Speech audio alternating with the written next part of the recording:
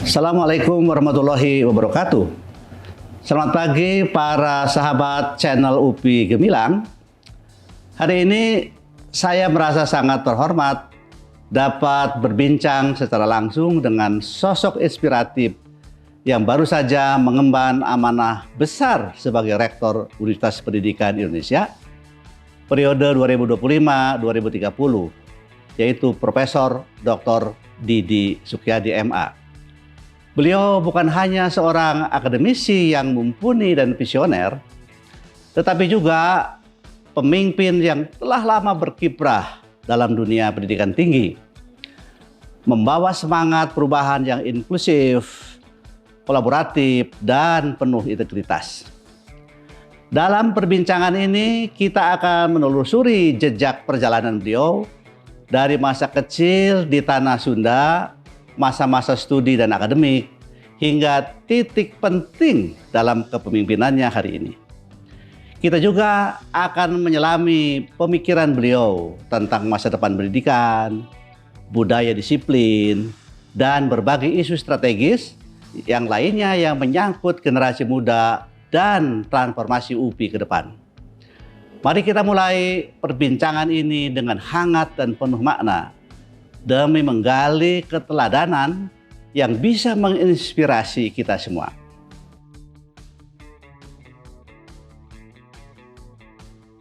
Nah, Pak Rektor, sekarang kita beringsut ke urusan-urusan yang agak substansial berkenaan dengan masalah pembinaan generasi muda. Ya. Menurut Bapak, apa tantangan terbesar yang dihadapi generasi muda Indonesia saat ini? Kalau menurut saya yang paling utama itu adalah pembentukan karakter. Karena apa? Karena semuanya berawal dari karakter. Ya. Pembentukan karakter itu tidak bisa instan dan tidak bisa hanya dilakukan oleh satu pihak saja. Ya. Tapi perlu dilakukan dalam sebuah ekosistem. Jadi ada ekosistem keluarga, ada ekosistem sekolah, ada ekosistem masyarakat. Sebab walaupun ekosistem keluarganya bagus, disiplin dalam keluarganya, tetapi ketika di jalan ada orang yang melanggar, kemudian pelanggarannya itu tidak diselesaikan secara hukum dengan baik, tentu dia akan bertanya-tanya, lah kok begini gitu. Mungkin ketika dia masuk sekolah juga ada sistem yang tidak sesuai dengan persepsi yang dia terima di keluarganya, bisa jadi itu kan bisa jadi persepsinya berubah juga. Bahkan ada juga orang yang sejak SD dia baik-baik, anak baik, kemudian sejak SMP dia juga baik, kemudian SMA juga dia kuliah juga baik, tapi ketika setelah selesai kuliah itu terjun ke dunia politik, terjun ke dunia usaha, bisa jadi malah berubah. Saya menemukan itu dan itu menurut saya bukan satu dua. Jadi menurut saya perlu satu ekosistem yang kita bangun bersama, ekosistem rumah, ekosistem keluarga, di rumah, ekosistem di sekolah, di universitas, kemudian ekosistem regulasi berlalu lintas, ekosistem itu berbisnis, ekosistem kita berusaha. Menurut saya itu semua harus mendukung. Jadi betapapun kita kerasnya berusaha di sekolah, betapapun kita kerasnya berusaha di rumah, tapi kalau di tempat lain tidak mendukung, menurut saya itu orang yang baik pun bisa berubah menjadi tidak baik. Kita tahu bahwa kita sering mendengar celotehan orang Indonesia kalau ke luar negeri itu bisa mengikuti aturan yang ada di luar negeri. Kita ke Singapura itu tidak pernah kita meludah di jalan atau di mobil, buang sampah sembarangan. Lihat dulu misalnya, kalau ketika saya di Inggris itu ditulis itu kalau merokok dendanya 1.000 pound. 1.000 pound itu beasiswa saya 2 bulan katanya. Kalau saya merokok, wah saya nggak bisa makan 2 bulan katanya itu. Nah, jadi mau merokok itu kan ya, kemudian buang sampah juga itu mereka tertib. Kemudian ketika di taman pun ada peringatan tidak boleh mengambil bunga, tidak boleh menginjak rumput. Itu semua ekosistem. Jadi kalau kita hanya membidik satu tempat, menurut saya walaupun ada ulama, walaupun ada ustadz, walaupun ada ahli agama, tapi kalau hanya di satu sisi, menurut saya itu akan sulit. Gitu. Nah, oleh karena itu apa pesan Pak Rektor untuk mahasiswa dan pelajar ya agar tetap bersemangat membangun masa depannya? Kalau menurut saya langkah-langkah yang dilakukan oleh pemerintah saat ini sangat luar biasa, sangat serius. Apakah pemerintah kabupaten atau pemerintah kota, kemudian juga pemerintah provinsi dengan kebijakan-kebijakan yang sekarang dilakukan. Misalnya Pak Gubernur meminta anak bangun pagi, sekolahnya jam 6.30. Menurut saya itu sangat-sangat bagus gitu ya. Karena kalau kita bangun pagi berarti kan sholat subuh tidak akan kesiangan kan. Nah, kemudian sarapan, setelah itu ke sekolah, di sekolah kan pagi bisa sholat duha dulu, bisa ngaji dulu, bisa olahraga dulu, kemudian baru belajar gitu ya. Kemudian pulangnya bisa lebih cepat, kemudian anak-anak itu tidurnya juga bisa lebih cepat gitu. Jadi menurut saya itu sangat-sangat bagus, dan ini salah satu produk yang bangun jam 5, sekolah jauh melewati 5 desa, kemudian berjalan kaki selama 40 menit dan bahkan lebih gitu, karena tidak punya uang gitu. Dan memang itu bisa membentuk saya menjadi kuat gitu. Jadi kalau jalan kaki di negara lain, waktu di Inggris, kemudian di Amerika misalnya sekitar 1 kilo 2 kilo nggak masalah gitu. Karena stasiun kereta itu waktu di Inggris jauh-jauh gitu. Kalau kita berhenti mobil di sini, mau naik kereta itu jauh gitu ya. Jadi menurut saya pesan kepada generasi muda kita yang ada, ikuti semua kebijakan yang dilakukan oleh pemerintah. Makan bergizi gratis itu juga sangat bagus, perlu dimanfaatkan dengan baik. Kalau saya dulu pulang sekolah itu dalam kondisi lapar, kalau sekarang kan alhamdulillah gitu. Orang tua tidak perlu mikirin makan, kemudian anak itu perutnya kenyang, otaknya juga akan lebih cerdas gitu karena ada asupan gizi yang bagus. Nah, kemudian selain itu mereka harus punya keinginan, harus punya cita-cita yang setinggi-tingginya. Ya, Presiden kita mengatakan ya gantungkan cita-citamu setinggi langit ya Pak Karno. Kalau digantungkan setinggi langit, ya kalaupun jatuhnya kan di antara bintang-bintang, kata beliau itu kan. Nah, jadi harus punya cita-cita dan harus konsisten untuk mengejar cita-cita itu. Cita-cita itu kan tentu yang positif gitu. Ada yang bercita-cita, saya mau jadi kaya dan masuk surga, itu bagus. Ada yang cita-cita mau jadi dokter, ya bagus. Ada yang cita-cita mau jadi bisnismen, ya bagus. Jadi dalam hidup itu tidak boleh kita itu tidak punya rencana. Tidak boleh kita ya mengalir apa adanya, sebab dalam hidup itu perlu milestone, perlu stepping stone gitu ya. Jadi kalau kita ingin mengejar misalnya hidup yang sukses, kita harus punya tahapan. Misalnya ketika kita saat ini sekolah di SMP, kita ingin masuk sekolah SMA yang mana. Ketika SMA, kita mau masuk perguruan tinggi yang mana. Ketika masuk perguruan tinggi, kita mau masuk ke pekerjaan dalam bidang apa, di mana. Kalau sudah bekerja, tentu kita harus berkarir.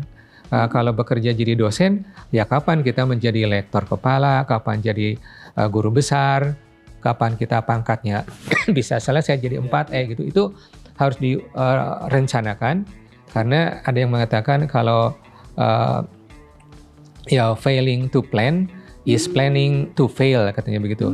Jadi kalau kita gagal merencanakan, itu artinya merencanakan untuk gagal gitu. Jadi menurut saya setiap generasi muda itu harus punya rencana masa depan. Kemudian punya strategi bagaimana mengejar masa depan itu. Jadi tidak sekedar ikut-ikutan, tidak hanya sekedar mengalir begitu saja. Dan yang saya rasakan cara mengejarnya itu hanya 2. Yang pertama, berupaya keras, belajar keras. Kemudian yang kedua adalah disertai dengan doa, disertai dengan restu orang tua gitu. Itu menurut saya akan berhasil. Akan sangat-sangat kuat. Tidak ada yang bisa membendung yang tadi saya sebutkan. Nah, Pak Rektor, ini tambah menarik. Dalam konteks UPI sekarang, bagaimana UPI berkomitmen ya melahirkan generasi muda yang bukan hanya cerdas, tetapi juga berkarakter dan punya kepedulian terhadap bangsa kita ini. Iya, tentu UPI ini kan sebuah universitas yang sudah berdiri lama. Walaupun kalau diukur dengan ukuran universitas di luar negeri, ya kita termasuk universitas muda ya. Tentu kita sudah punya ciri khusus bahwa kita ini jati dirinya adalah pendidikan. Kita punya nilai-nilai kampus yang ilmiah, religius, dan edukatif. Kemudian karena kita di tanah Sunda, kita juga harus menanamkan nilai-nilai silih asah, silih asih, dan silih asuh.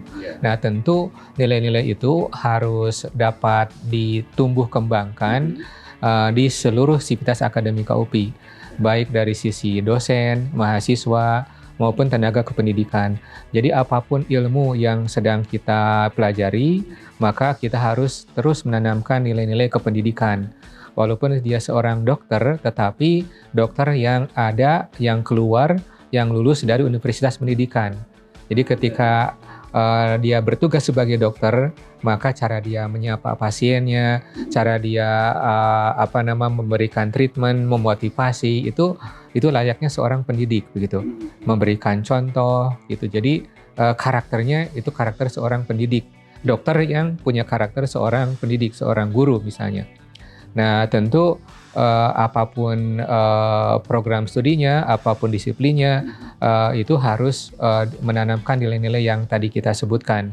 Jadi kita perbaiki sarana dan prasarana kita tingkatkan kualitas dosen kita, terutama karena saat ini kita hidup di dunia yang berubah dengan sangat cepat. Kalau dulu kita mengenal hanya pedagogik, kemudian hanya andragogik untuk orang dewasa, maka kita sekarang ini harus mengembangkan juga bagaimana kita mengajar menggunakan cyber, menggunakan jadi bagaimana kita mengajar anak-anak yang tempatnya jauh, tidak berhadapan langsung dengan kita. Jadi ada namanya cybergogi yang tadi disebutkan, betul. Jadi memang kita harus terus mencari metode-metode yang tepat, metode-metode yang baru, yang relevan dengan proses kekinian. Saat ini juga kita memang dihadapkan kepada persoalan bahwa generasi Z yang sekarang ini menjadi mahasiswa ini cukup rentan dari sisi perkembangan mental atau kesehatan mentalnya. Maka kita harus memperkuat kegiatan-kegiatan yang bersifat pembinaan karakter. Apakah melalui pendidikan mata kuliah wajib? Mata kuliah wajib itu kan ada Pancasila, kewarganegaraan, ada agama, kemudian ada bahasa, atau melalui muatan-muatan dalam pelajarannya masing-masing. Jadi di dalam matematika kita sisipkan pendidikan karakter. Dalam pelajaran bahasa Inggris, membaca misalnya ada pendidikan karakter.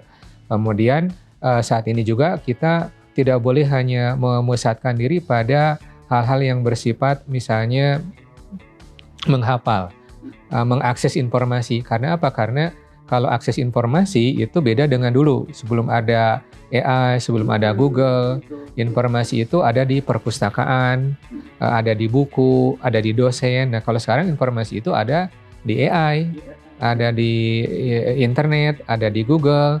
Nah, oleh karena itu tentu cara kita memperlakukan mahasiswa kita saat ini harus berbeda dengan apa yang dilakukan oleh orang-orang tua kita dulu. Jadi saat ini tidak lagi mengarahkan kepada hafalan, mengarahkan kepada repetisi gitu, tetapi lebih mengarahkan bagaimana seseorang berpikir kritis. Jadi walaupun mahasiswa menggunakan AI, tentu tidak bisa dilarang, tidak bisa dicegah itu, karena kalau dicegah ya itu akan melawan zaman gitu ya, melawan takdir gitu. Jadi malah kalau dicegah malah nanti kita sendiri yang akan rugi gitu. Nah, tapi dengan ada AI ini, bagaimana AI ini dibuat menjadi sarana untuk anak-anak kita supaya bisa berpikir kritis, supaya bekerja sama. Jadi tentu pembelajaran seperti case method, kemudian project based, kemudian kegiatan-kegiatan kompetisi yang bisa menumbuh kembangkan leadership mahasiswa, apakah melalui kompetisi, melalui lomba, apakah melalui aktivitas berorganisasi, menurut saya itu sangat-sangat penting. Jadi mahasiswa ini tidak boleh lulus hanya sekedar mendapatkan ijazah, surat keterangan pendamping ijazah, tetapi kemudian transkrip, tetapi juga harus punya sertifikat kompetensi. Nah, jadi kita akan terus berusaha agar mahasiswa UPI ini paling tidak ketika lulus punya sertifikat kompetensi atau keterampilan bahasa Inggris. Kemudian yang kedua, satu sertifikat kompetensi dalam dunia IT, mau apapun lah. Kalau tidak dunia IT, boleh juga yang lain gitu ya. Misalnya ada sertifikat kepemimpinan, atau misalnya dia sertifikat kewirausahaan, atau sertifikat tentang AI for Educators misalnya. Atau dia punya sertifikat dari berbagai instansi, baik dari Coursera misalnya, dari Udemy, atau dari MOOC-nya UPI, atau dari UT misalnya itu, atau dari perguruan tinggi yang lain, nggak masalah. Tapi mereka saat ini zamannya adalah zaman skill first. Jadi kita tidak bisa ke depan bisa jadi perguruan tinggi juga harus berubah gitu. Tidak boleh perguruan tinggi itu konvensional saja seperti sekarang. Makanya UPI akan merencanakan ke depan itu perguruan tinggi kita itu bisa hadir dalam 2 modus yang saya sebut sebagai UPI Metaverse atau UPI Metamesta ya. Jadi kita memberikan layanan secara konvensional melalui face to face, itu wajib itu. Kemudian yang kedua, kita memberikan layanan pembelajaran jarak jauh melalui modul-modul digital yang kita kembangkan. Jadi kita bisa menjangkau Bapak Ibu stakeholder kita, para mahasiswa, para pegawai, para pejabat TNI, Polri, itu di tempat manapun mereka bisa menyelesaikan misalnya S1, S2 atau S3 dengan kualitas yang bagus, dengan penjaminan mutu yang bagus, tetapi tanpa meninggalkan tempat mereka bekerja. Nah, itu terutama kita akan kembangkan untuk S2 dan S3 agar jumlah atau proporsi mahasiswa S2, S3 itu menjadi lebih besar. Bisa juga menambah angka partisipasi kasar yang saat ini Indonesia APK-nya itu masih di angka 30%-an. Sementara di Astacita, kemudian di Visi Indonesia Emas tahun 2045 itu kita harapkan jumlah warga negara Indonesia yang mengenyam pendidikan tinggi itu bisa sampai 60%. Menurut saya itu akan tercapai apabila disertai dengan pendidikan atau pembelajaran jarak jauh melalui online. Sebab kalau yang face to face saja itu memerlukan sarana infrastruktur yang lebih besar, biaya yang lebih besar, dan itu lama, dan itu menurut saya akan lama waktu pencapaiannya.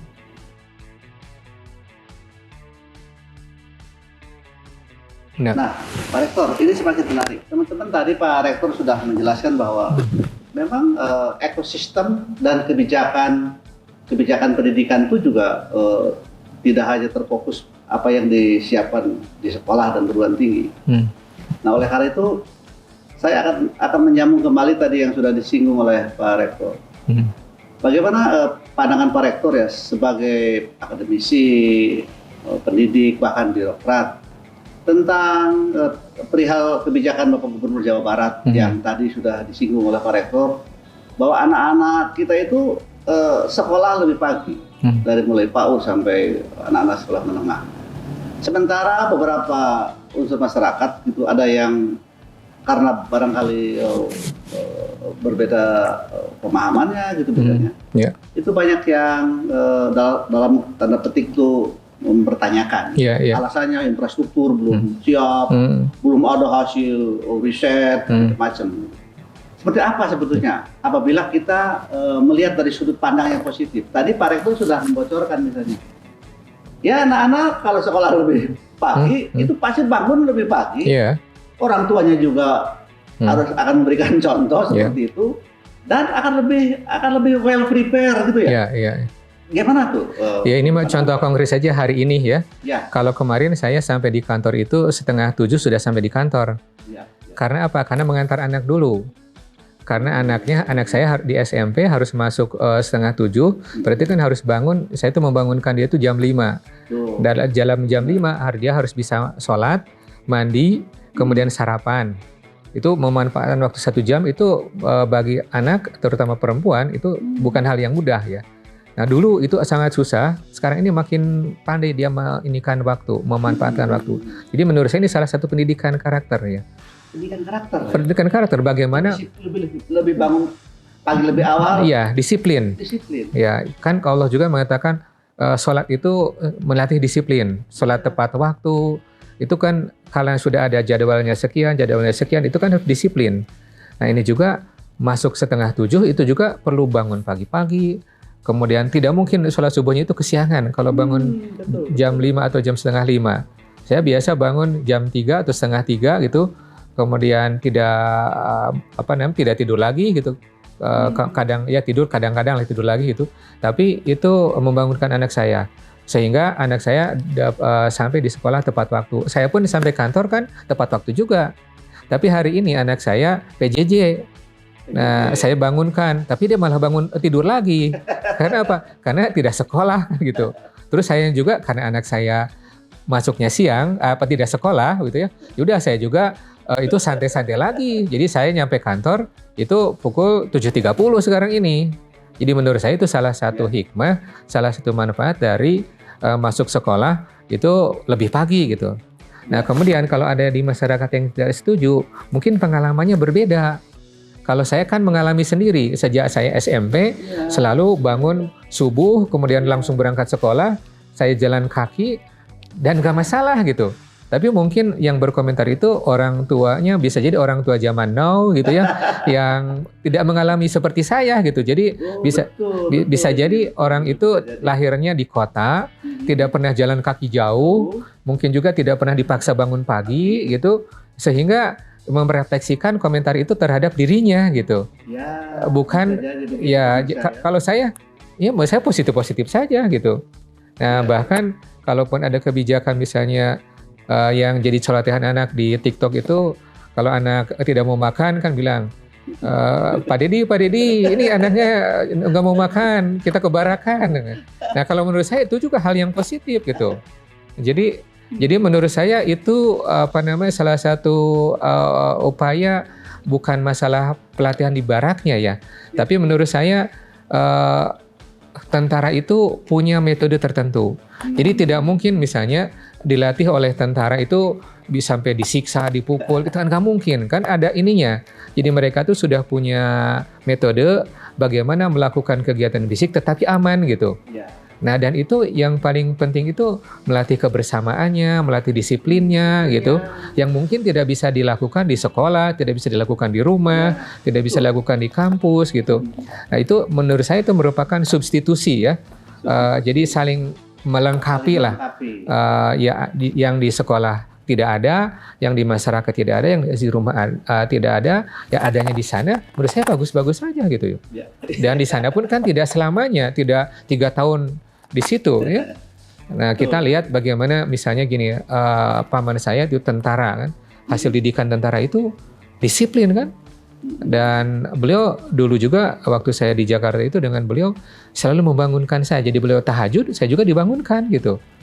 Itu luar biasa. Jadi positif lah, di tentara itu ada positifnya. Kemudian saya juga ini bukti bahwa pendidikan militer itu ada positifnya. RW sebelumnya bukan dari militer, sekarang RW-nya dari militer. Itu bedanya jauh gitu. Iya, itu disiplin, kemudian jujur, gitu, kemudian mengayomi masyarakat, itu luar biasa begitu. Jadi kita tidak boleh memberikan judgement di awal sebelum kita buktikan. Jadi kalau menurut saya komentar-komentar itu mungkin didasari oleh, bisa jadi oleh ilmunya, bisa jadi oleh disiplin yang dia pelajari, yang mungkin disiplin itu juga dikembangkan bukan di kita. Kan mungkin teori yang membuat teori itu bisa jadi orang Barat, orang Amerika, orang Eropa, yang mungkin di sana tidak ada itu. Tidak ada bangun subuh gitu. Tidak ada. Mereka itu yang di Eropa itu misalnya jalan kaki seperti di kita, nggak ada. Mau ke sekolah rame-rame jalan kaki seperti saya dulu, mungkin mereka nggak ada gitu. Nah, karena bisa jadi sekolahan mereka kan berdekatan. Nah, sehingga yang membuat teori itu juga latar belakangnya bisa jadi beda. Kemudian diadopsi oleh kita, ya kan bisa jadi kesimpulannya beda juga kan gitu. Jadi menurut saya karena ya ilmu itu kan relatif gitu ya. Yang di sini benar, yang di sini dianggap teori, bisa jadi kan di sini mah tidak pas gitu. Yang generalnya adalah yang umumnya, kalau teori misalnya hukum bagaimana pesawat bisa ngangkat. Ya di Inggris sama, di Indonesia juga sama kalau itu ya. Tapi kalau teori sosial ya bisa jadi ke tempatnya masing-masing gitu. Nah, itu maksud saya. Ya. Nah, jadi Pak Rektor punya pengalaman tersendiri ya, baik pada saat Pak Rektor di sekolah dulu ya, dan juga sekarang gitu ya, Sebab Pak Rektor masih punya anak yang SMP. Sekolah di SMP. Nah, sekarang kita lanjut saja Pak Rektor. Dari pengalaman Bapak itu, bagaimana kebijakan ini bisa dikaitkan ya dengan pendidikan yang lebih luas kita, misalnya dengan pendidikan karakter. Gitu. Bagaimana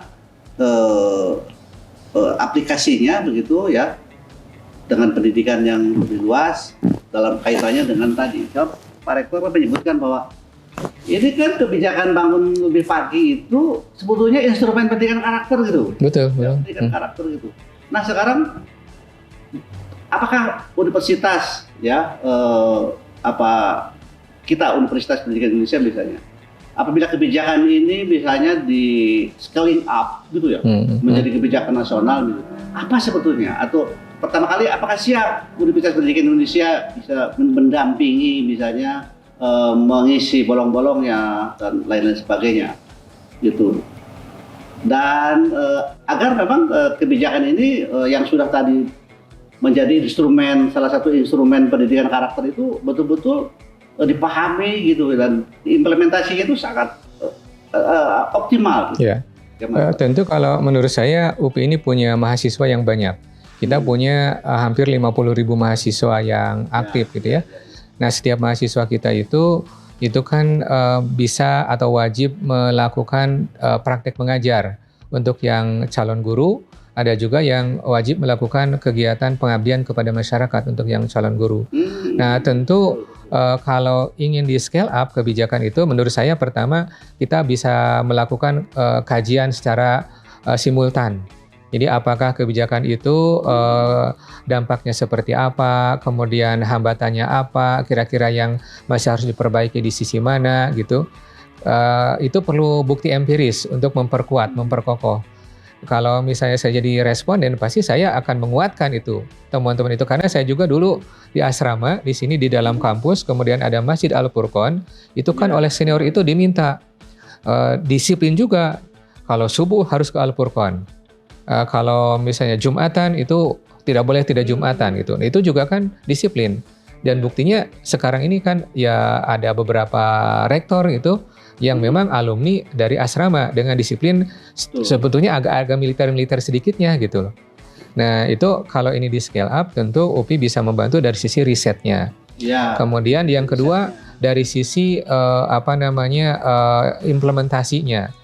Karena pendidikan itu kan dilaksanakan di sekolah. Jadi kalau anak-anak kita yang melaksanakan praktek mengajar, itu bisa turut membantu sekolah, membantu orang tua, mendorong orang tua agar pendidikan karakter itu bisa terlaksana di sekolah lebih baik.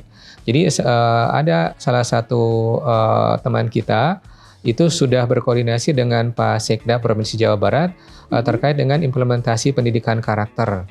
Beliau menjadi salah satu konsultannya dan itu nanti UPI bisa menerjunkan KKN tematik yang namanya itu adalah tema pendidikan karakter. Ya. Kalau sebelumnya pendidikan karakter di bawah koordinasi pemerintah Provinsi Jawa Barat, kita temanya itu ada stunting.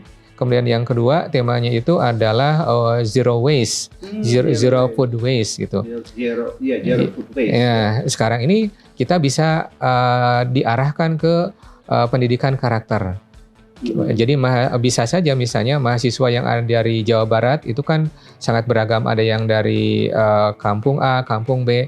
Kita bisa meminta mahasiswa di tempatnya masing-masing untuk melaksanakan KKN atau melaksanakan praktek pengajar dengan tema pendidikan karakter, atau bisa di blok misalnya. Ya. Jadi bisa di kabupaten, 5 kabupaten misalnya di sekitar Cekungan Bandung, mahasiswa diarahkan untuk pendidikan karakter. Kita kerahkan misalnya 2.500 dalam satu semester, karena 1 tahun itu mahasiswa kita yang S1 bisa sampai 8.000. Ya, jadi kalau yang KKN 5.000 saja itu menurut saya sudah merupakan tenaga yang luar biasa. Dan kita bisa bekerja sama dengan universitas yang lain. Misalnya ada Unpad, ada ITB, kemudian ada perguruan tinggi yang lain, ada Unpar, ada Unpas. Itu kalau kita semua bergerak mengarah ke pendidikan karakter, maka gagasan Pak Gubernur itu bisa akan kita masyarakatkan, akan sosialisasikan mungkin dalam waktu 1-2 tahun juga bisa selesai gitu. Ya. Sehingga Pak Gubernur itu bisa fokus ke yang lain gitu, tidak ke situ nantinya gitu. Ya, ya. Nah, jadi sebagai institusi pendidikan kita ya siap ya kita Siap. mengawal ya, Ya.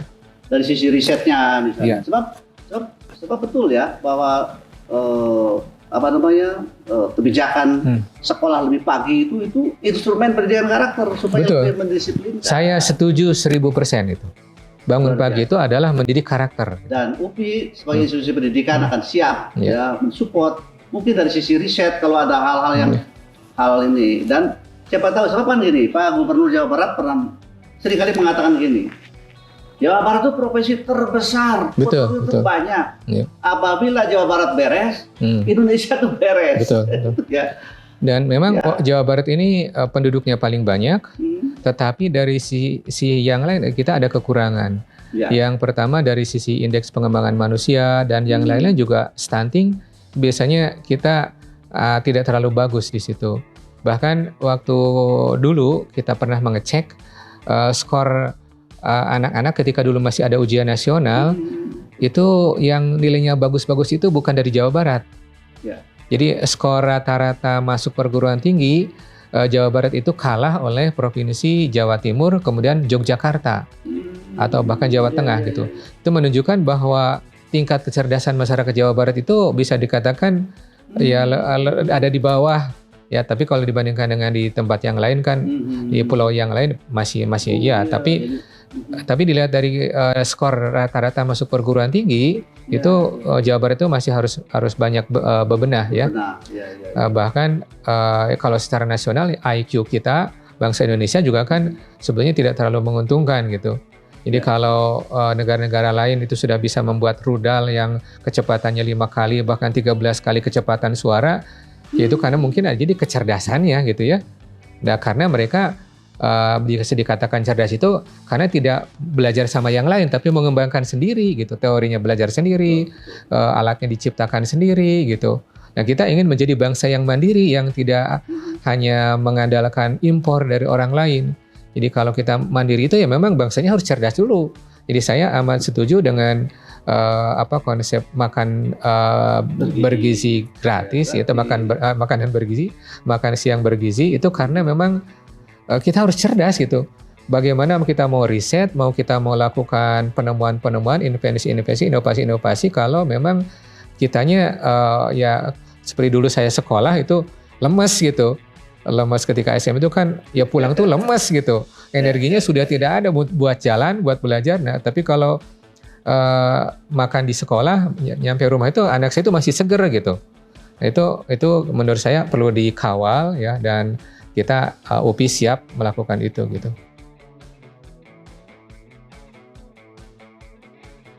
Nah, sekarang segmen terakhir Pak Rektor. Jika Bapak bisa mengirim pesan ke diri Bapak sendiri ya, yang masih berusia 17 tahun, apa yang akan Bapak katakan? Ya, tentu saya akan mengatakan kepada teman-teman yang usianya 17 tahun bahwa hidup ini penuh tantangan. Hidup ini tidak mudah. Dan yang bisa menentukan apakah kita akan berhasil dalam hidup atau tidak, baik di dunia maupun di akhirat, itu adalah diri kita sendiri gitu. Jangan pernah mengandalkan orang tua, jangan pernah mengandalkan saudara, teman. Kita harus berusaha dengan cara kita sendiri, dengan untuk diri kita sendiri. Setelah berusaha, lalu hasilnya serahkan kepada Allah Subhanahu Wa Taala gitu. Berusaha dan bertawakal kepada Allah Subhanahu Wa Taala. Terima kasih. Terakhir Pak Rektor, apa harapan terbesar Bapak ya sebagai Rektor UPI terhadap masa depan pendidikan di Indonesia?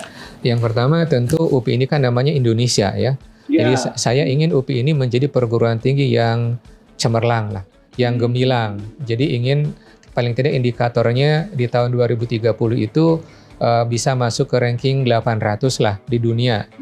Nah, tentu itu harus kita perjuangkan dengan sebaik-baiknya, dengan sekuat-kuatnya.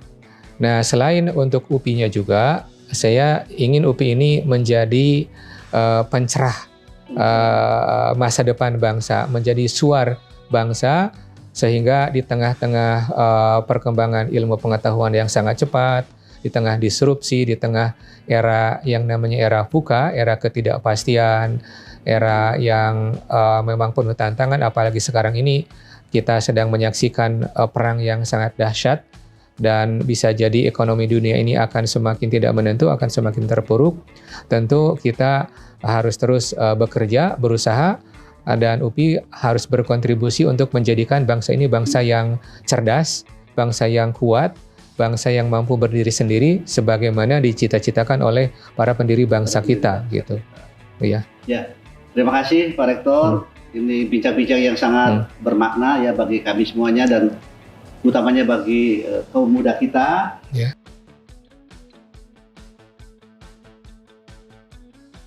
Kita telah menyimak bukan hanya perjalanan hidup seorang rektor, tetapi juga perjalanan batin dan pemikiran seorang pendidik sejati.